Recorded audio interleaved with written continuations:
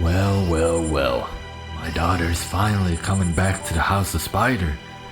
It almost took a half a year, but better late than never, I guess. Anyways, someone's been waiting for you for a very long time.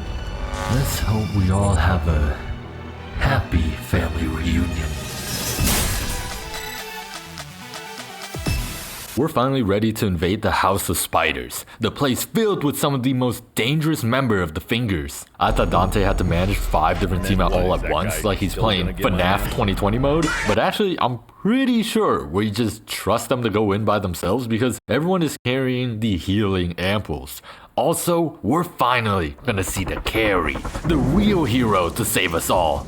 But the first team to enter is comprised of Faust, Ishmael, Sinclair, and the 2 scientists. Right away, everyone is visibly nervous, especially Sinclair, and I don't blame him. Of all the faction you gotta fight, imagine going up against the one that will literally dig into your guts. But he blames himself for Martin's death, and I still haven't forgot how my man went out. They done make memes about it. But they pretty much have a bonding session. Both Hohenheim and Alyssa was offered the mythical PTO, but declined because they're here for revenge. Now, I have no idea how much experience these 2 researchers have, but after walking around for a bit, we finally come face to face with the apprentice, who asks if the gang wants to become friends. Sinclair was like, "Friends?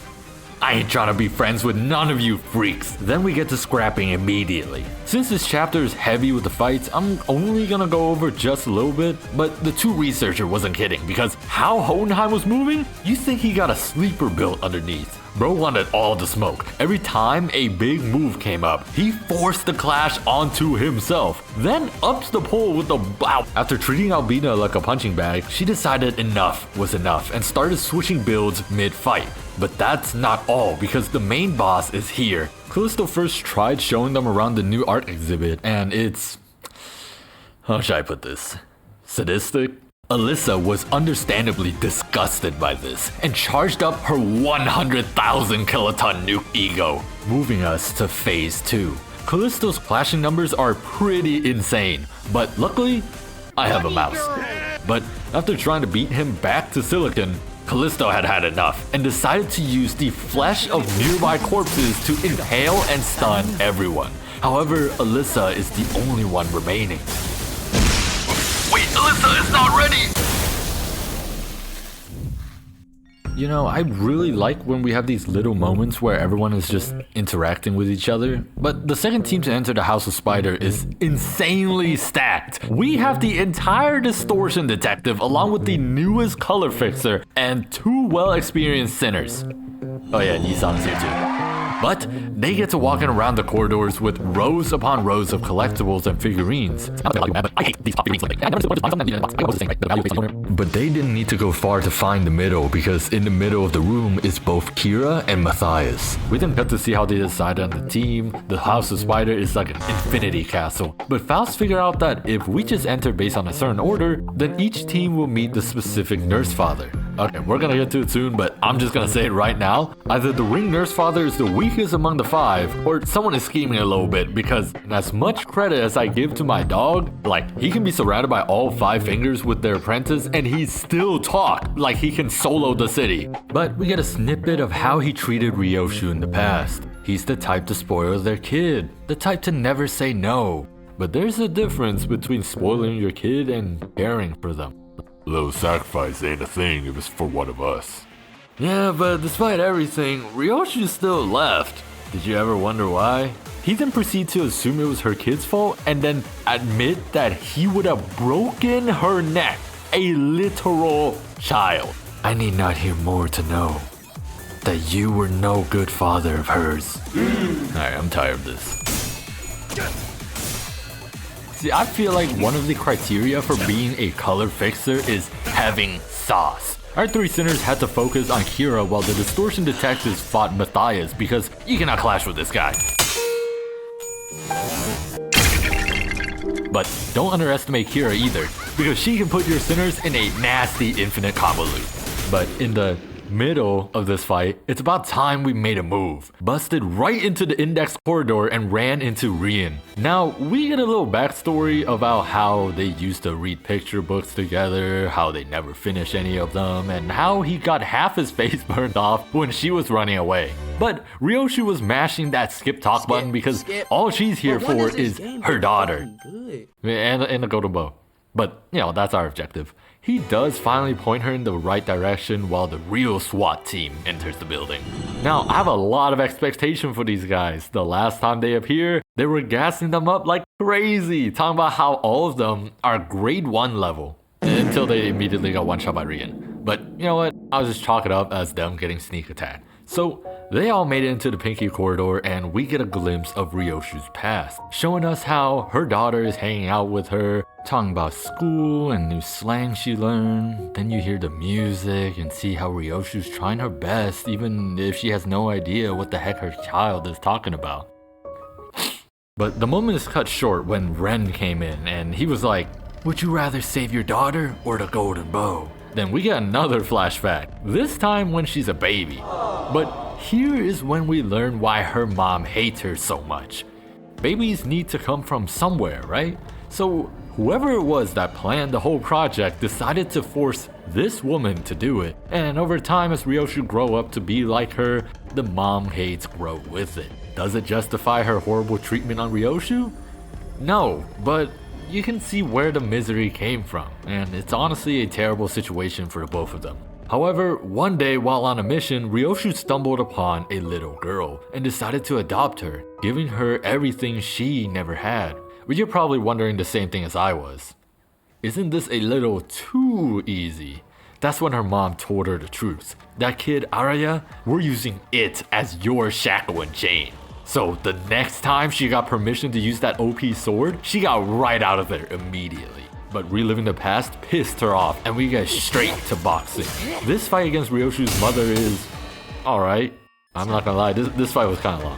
Both of them clashed one more time, but Ryoshu noticed something strange. Her mother has never sheathed her sword while someone else is ready. But her mom was glitching out like crazy and that allowed Ryoshu to stab her right through the chest. But once again, we get placed on a cliffhanger. Following our last perspective with Heathcliff, Rodion, Potential Man, and of course the Red Gaze. The first person they came across is the Thumb Nursefather, currently downing a bottle while yearning for the good old days. She used to be somebody, a war hero, Valentina of Familia Bognatelli. That name alone would strike fear into people. Now, she spent a decade in the House of Spider believing that she is so close to getting her rank back. But if you look to the right, my guy Lucio has been beaten like crazy. Then she was like, "Oh, if you think this looks bad, imagine what I did to little Ryoshu." Heathcliff then asked Lucio why he even bothered staying here. She's clearly pretty bad, but he was like, "I get a 3-course meal and a roof over my head." Which baffled Heathcliff, like, is this really worth it? But we get to fighting and luckily, Valentina already did 30% of the job for us. He's massively debuffed and once you beat him down enough, we go back to Virgilia, hitting a map transition on her. Still in base form for some reason, but Valentina pre-installed Jarvis and is able to dodge everything. Until it overheated. With an injured Lucio on the ground, he ponders the same question, but in the end, he chooses to continue fighting.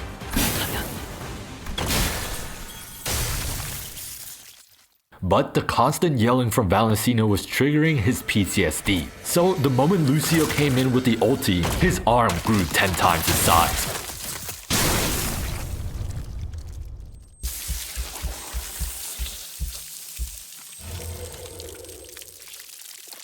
Virgilius used his chance to taunt Valentina, who's in denial of Lucio's death. She's still yelling at him to do something. But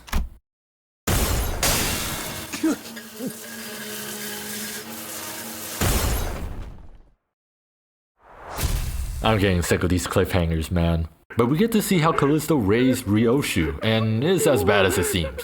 All of these so-called artworks are still alive, but what I'm actually wondering about is, what does he actually do for her? Like, okay, I get the thumb, the pinky, and maybe the index for teaching her how to fight in their own style. Not sure about the middle or the ring, but I guess it did teach her how to be her own person. But we get back to the action and everyone is utterly defeated. When she tried to blow herself up earlier, all that did was give Callisto a free command grab, and from the sound of it, he is opening Alyssa up like a can of sardine. Sinclair is having a sort of panic attack right now. This was way too familiar to the incident in his hometown. So in a desperate gamble, Hohenheim began to discuss art with Callisto, buying time for everyone to heal up. And not gonna lie, I thought he would actually somehow talk Callisto down, but that wasn't enough time to recover. Yo, Bamboo Head Kim? I don't know if you're trying to make an entrance, but we kinda need you, bro. LCA, you know? Can we get some backup right now, man?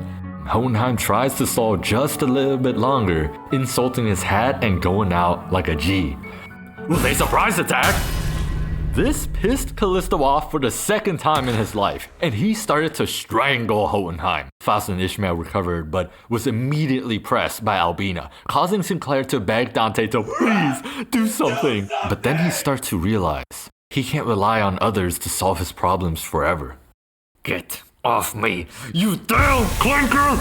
So he downloaded a future patch note, transforming into a certain Sinclair, force a map transition, and delete Unbreakable Coin. Then after they both tried using their strongest attack, Faust and Ishmael used their ego to delay them, allowing certain Sinclair to kill Albina's sword, causing her to freak the hell out, and asking why he didn't just kill her instead. Oh, I was getting to that part. Thunder breathing first form.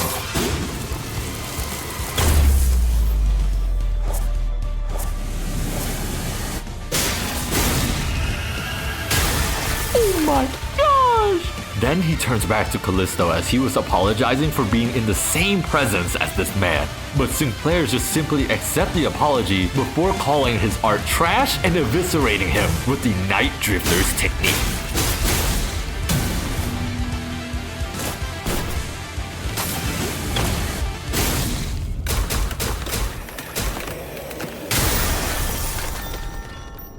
And after that, everyone had the same exact expression I did. You can do that? But he explains that his face tattoo basically lets him call on himself for help. However, it might be like a Gogeta situation where this Sinclair only exists for just this moment, or maybe he does get to go back to his original time. Then he dropped one of the scariest lines you can hear from a time traveler. Never in my wildest imagination did I think we'd ever have to coin the term, the first smoke war. What? But he enjoys the last few moments to talk with everyone before disappearing, telling them that the future is grim, but it's probably not set in stone. So we go back to the middle fight as Matthias just unlocked his legendary sword. Then after beating Kira down enough, you had to stall Matthias, and by that I mean these two had to stall Matthias for Moses to charge up a reversal red. Because for some reason, he just started taking 0 damage. And even though dude was distracted, he somehow dodges the red log, which allowed Kira to activate stealth mode, cause she had that the whole time, and tries to sneak Moses. Vesper managed to block it mid-air, only for Matthias to be like, thanks kiddo.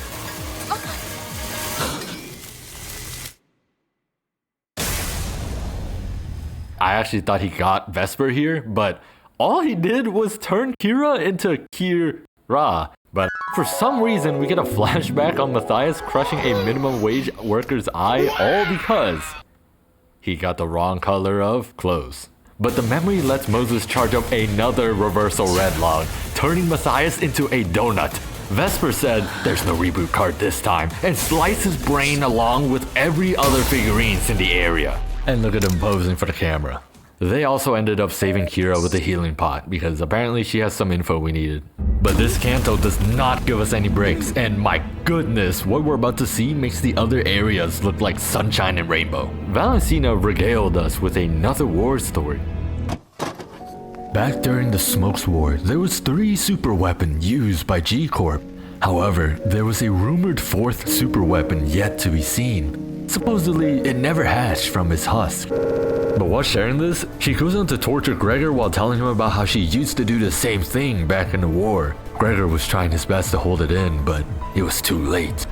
Everyone was just confused, but when the smokes cleared, we truly witnessed a demon, an absolute nightmare, the Roach Emperor.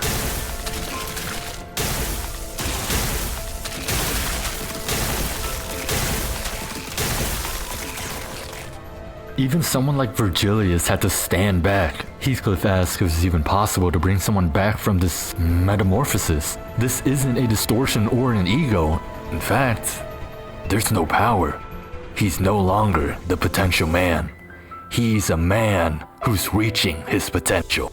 So the three of them had to try and literally knock some sense back into Gregor. But if you take a look right here, this man also has the green coins, which specifically counters the unbreakable coins. That means this fight revolves around us baiting specific attacks for Virgilius, because if you don't, this roach will heal a fat chunk of his health back. But after fighting for a bit, Virgilius was like, finally got my kill streak. Then pops his ego gear to give us a fighting chance. Both Rodion and Heathcliff popped their own ego to hold him in place, allowing Virgilius to summon a blood spear and snipes Gregor.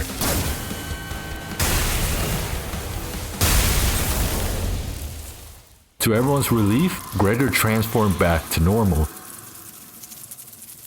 But Virgilius dropped a truth bomb. We were lucky he didn't reach his full potential yet. Still, if things are going as planned, they will be soon called by Dante. For now, let's see how our elite SWAT team is doing.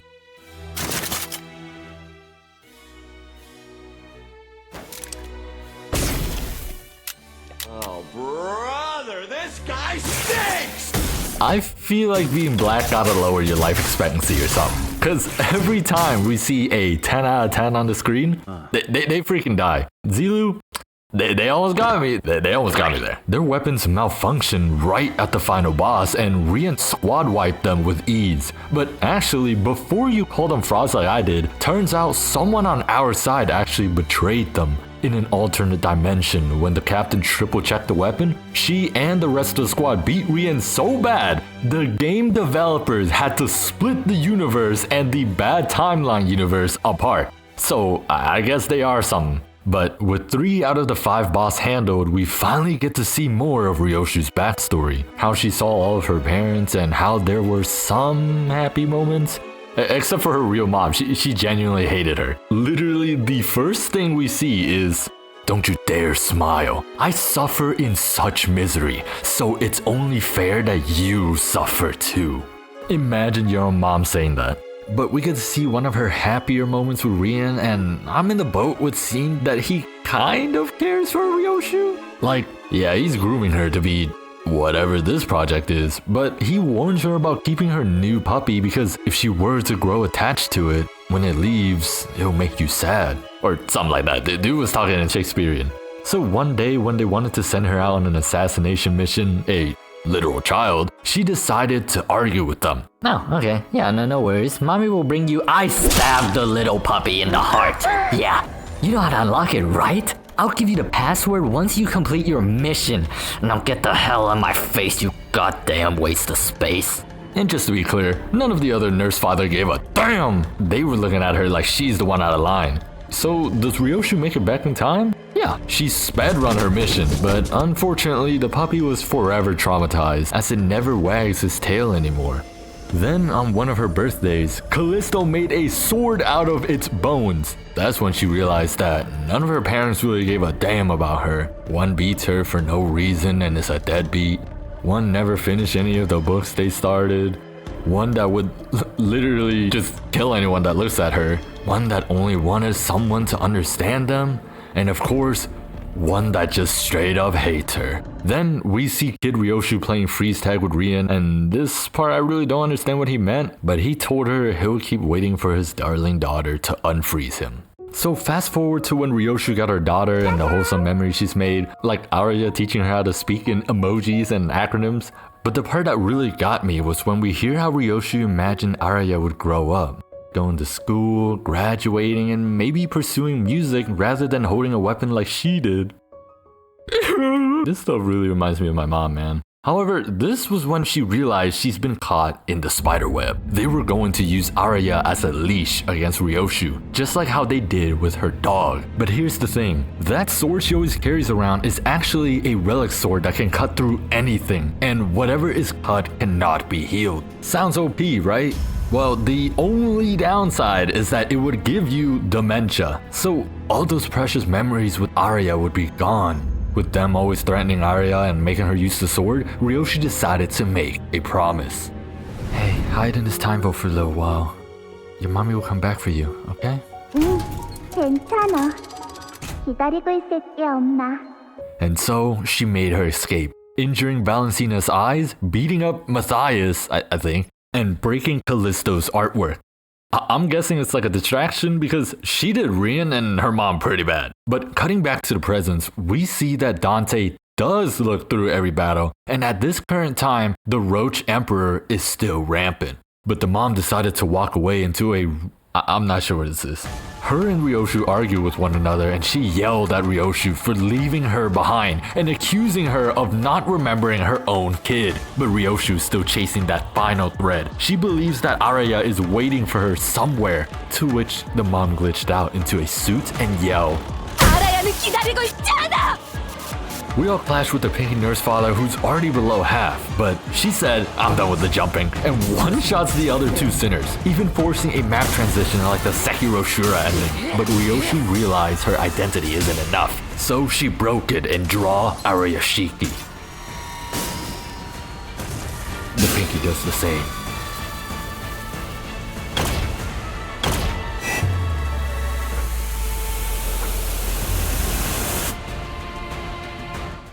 But turns out, this is her daughter.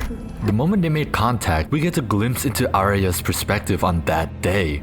What was meant to happen is Arya enters the vault for like a minute and exits to her mom waiting on the other side because time passed slower inside the vault. So she waited and waited and waited. But you know, she's a kid, so obviously she doesn't understand the full problem. So in her mind, her mama isn't coming to find her. Dang, she must be really bad at hide and seek. But to make this all sadder, we don't even know how long she's been in there. All we know is that she constantly dreams of all the things they could do together, like seeing a real sky. Eventually, she pushed the door open herself, hoping to see her mom.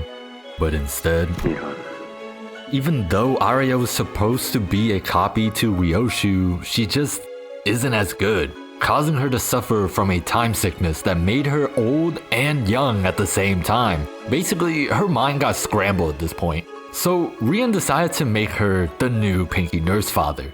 Now, Ryoshu had just killed her daughter as she was losing her mind, but with everything she's worked so hard for gone, there is no point in continuing. Using Arayashiki, she severed the chains that bind us, then continues to swing and swing. Rian came in and was all smile because the project is completed. Though to test if it's effective, he promised Sora that if she can beat Ryoshu, then she can be his daughter. Ren, on the other hand, wanted to stop Ryoshu before leaving with Arya. As for the gang, Dante was like, she's not getting out of this contract that easily, and decided that she's getting our help whether she likes it or not. So we went to defend Ryoshu, but every time she used that sword, she would erase the ability that clashed with her, then erase them from reality. This is what the actual project is, to basically turn Ryoshu into the best trash can in the world. She will endlessly swing and cut everything that falls into her range. I genuinely don't even know if there's anything left of Ryoshu to save, but 있잖아. her dead daughter spoke directly to us. She saw every single memory and how her mom has been trying so hard to come back to her. Arya told us that no matter how much Ryoshu severed, the threads will only grow thinner and thinner, but they will still be there. So, with one final wish, 엄마한테 she's 가서 going to go 말할 tell 거야. her. 나를 찾아줘서 고마워. 나도. Dante gives her the chain and she approaches her mother, acknowledging all of her pain and efforts she took to get here. So she gave her mother a hug, sealing the sword with herself. They sit under the fake sky one last time, allowing Ryoshu to finally stop. Though, slowly she begins to forget her own daughter. But after watching this, Rian was like, sweetie, dearest darling daughter of mine, I cannot believe you just threw all of that away. There is nothing for you here. But Ryoshu then asks if he was ever even a real person, which he then proceeds to tell us that he does whatever the beeper tells him. One time, it told him to change his name. So he did.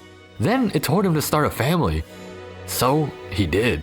Then it told him to literally watch his family get murdered, and bro sat on the couch like it's the cock chair. Then he said one of the most miserable thing ever, which basically boils down to feelings will only lead to suffering. So it's better not to chase anything at all. But right now, he needs her to come home, whether that's by will or by force.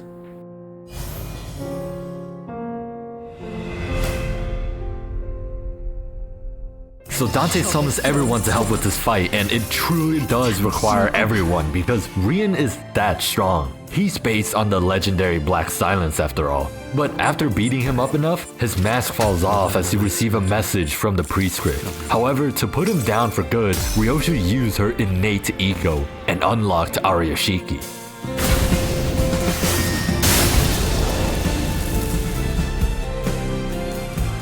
Rian's life was flashing before his eyes. He's remembering the daughter that he watched get murdered. But I believe this beach part is like an analogy for how Rian feels. I think he feels like he has no control over his life and in turn shouldn't feel bad for letting his kid die. But that's a lie, because the truth is, he's grown attached to them and he feels so unbearably lonely because of the path he's taken. After the incident, Rian disappeared somewhere, but LCB decided that the House of Spider is gone, so there's no point in chasing him down. Alyssa is in intensive care and Hohenheim just goes about as usual, leaving before we can even talk to him. As for the golden bow, it remains right inside of a child's backpack, atop the roof they always sat at. However, deep in the sewers somewhere, he was actually being hunted down by his own faction, and dude is somehow still defending himself. Though he then received two final prescripts, one that told him to recite something, and another to kill himself. With a spoon. Before doing so, he whispered out that Ryoshu had forgotten to unfreeze him. I'm actually really curious as to what that means, but this marks the end of all the Nursefathers. As for who betrays the elite SWAT team, this scene pretty much was just Faust being bullied by her other selves, but they do reveal the answer, and it's none other than Diaz, the chief executive director of Limbus Company. I have no idea who this is. Maybe it's a bigger reveal to the people that read Distortion Detective? Yeah, let's move on. Ryoshu has fully lost her memory of her daughter. However, with what Faust said, so long as the scabbard remains, her connection to her daughter will always be there. So Dante went to check up on her. Looks like we managed to safely retrieve the golden bow once again. Yep. How do you feel about it, Ryoshu? Not gonna lie, twin. But it wasn't goated for real, but we ate that in the end. Bam. What? What was that? What was what? That just now.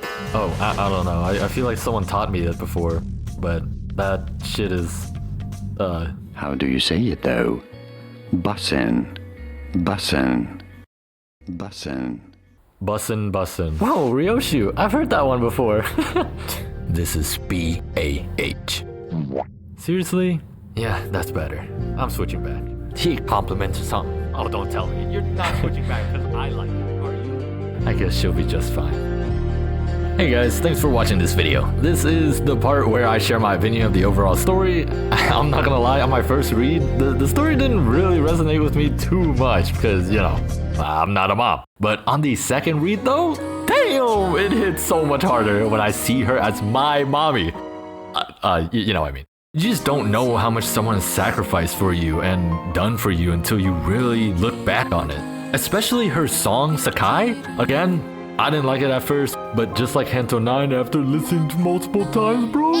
I'm also not gonna pretend I understood everything though, but I think I got the core theme of the story, and honestly, another great hit from Project Moon. Like, come on, definitely ranked number 5 for me out of the 9 currently. If this video does well, I would love to make one on the story right after this. So, like and share. Okay, I'm big.